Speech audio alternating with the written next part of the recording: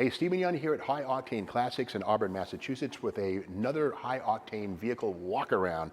This time, this is a 1971 Chevy Nova, and it's been customized and modified. And that's a good thing. You know, I do appreciate restored cars, numbers matching SS 396 Nova, 4-speed, 1968. It'd be cool, but you know, there's life beyond restoration. The great thing about a modified car, you can make it however hot or cold you want it. And this one's pretty darn hot. Let's do a quick walk around on the outside of this one. The wheels, of course, are kind of where you start. These are big 16-inch American racing wheels, but again, they've been blacked out. Very cool. They're light, they're aluminum, but again, instead of the typical polished aluminum, these are done up in sort of a matte finish. And again, a lot of folks say these cars are murdered out when they're done in charcoal and black. Gives it a sinister vibe. All business. And of course, Wilwood disc brakes up front and in the back. And speaking of this charcoal, this is a wrap, vinyl wrap on this one here. It's not painted, and the beauty of a wrap is that if you get tired of it at some point in time, you can remove it, do it over. With that said, the windows are also murdered out, as they like to say, with a really deep tint right there. You might want to check with your local law enforcement. With that said, it looks very cool, gives the car a sinister, low vibe. We'll get inside in a minute. But getting further down the body of this, of course, disc brakes on the back as well, and even wider torque thrust wheels in the tail of this one, so wide and wider. If we look through there, you won't see a leaf spring. That is a 4-link rear suspension from Detroit Speed. Again, that's a beautiful bolt-on part.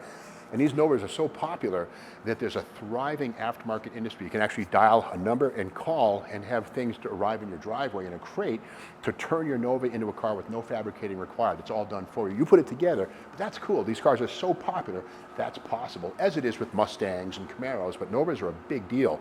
One thing that's cool about the Nova, too, the second gen from 1968 through 74 is the semi-fastback styling on every one of them. You know, whereas Mustangs, the real rare ones are the fastbacks, the notches are the ones nobody really wants. Novas all have this sleek semi-fastback styling, sort of like a full-sized Impala, just kind of a good-looking car, but every single two-door Nova has the same sleek body style. That's a good thing. Okay, we've looked outside the car, let's look under the hood.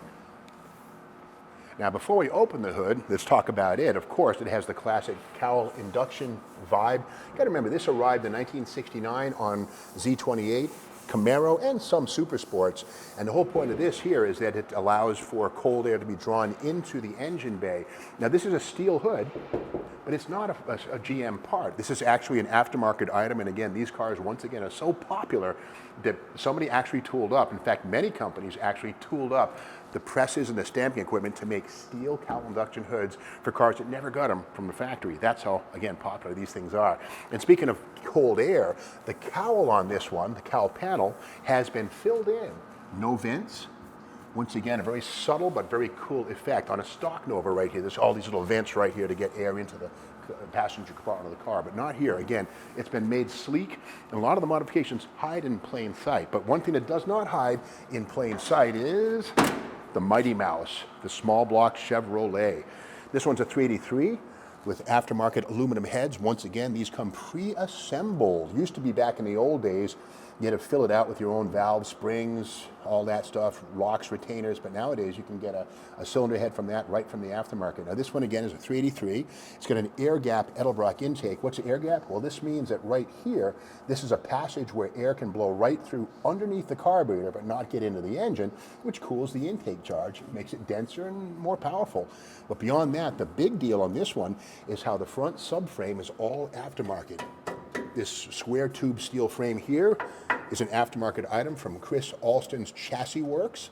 And of course, Alston was one of the pioneers in pro street kits back in the 1980s. And of course, as we get into the modern time with pro touring, Alston is also a big name. The control arms on this are tubular steel with Heim joints. Coil overs, no more weird stamped stuff from General Motors, which is okay, but tends to flex a bunch. Rack and pinion front suspension, or steering, I should say, right there, which is tighter than the factory multi-link stuff. Manual steering here, and that's okay with me. Give you a nice workout, you get to know the car real well. And again, manual Wilwood disc brake cylinder or master to run those 4 discs. And again, if you have a ability to drive and walk, you can certainly drive this car without too much trouble. You get a good workout, which is awesome. And again, under the hood, no complexity up here, all simple, no air conditioning. This is an electric water pump here. Alternators mounted side saddle down here. So again, unlike a lot of more cluttered cars, this one's very basic, all go. And a little bit of show, but mostly this is a goer. And in fact, this one sounds fantastic. So stick around to the end of this video to hear this 383 wind up and rev. It's something you don't want to miss. Okay, let's look inside.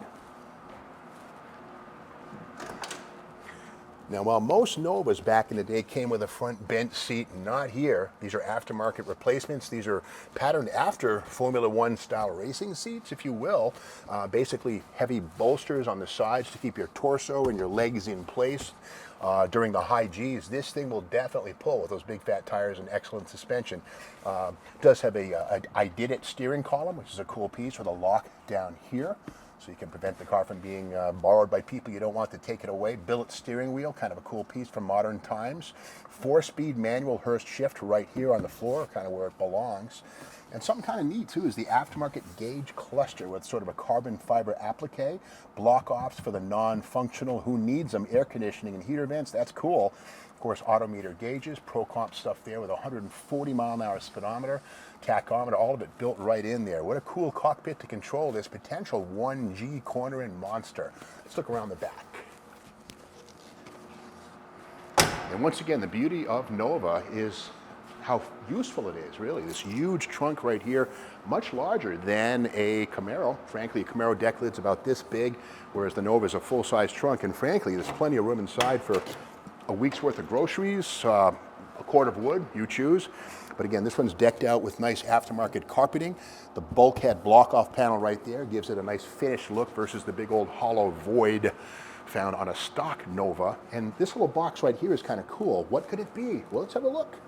There it is, the trunk-mounted battery. The beauty here, of course, is that the weight of this battery, which is a dry cell, very modern, good stuff, ain't gonna spill acid or fume, which is nice, but the weight of this thing, instead of being under the hood, over the front tires, where it doesn't help handling, you put it back here, and it helps acceleration, and it makes the front rear weight distribution better than it could be. So again, a lot of nice touches here, and again, this started out as just a regular Chevy Nova back in the day, but thanks to the popularity again of these things, you can bolt on and upgrade these things with minimal fabricating and rather just buy those parts, bolt them together, and make yourself a cool hot rod like this one right here. And again, I love the way the wide and wider tires on this thing give it an evil stance, like it's ready to accelerate or corner equally well.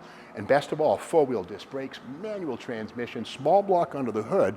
So unlike some big blocks, which might be a little nose heavy, this thing is probably a sprite little handler, about as good as a Corvette. So this is how you make a Nova into a Corvette killer.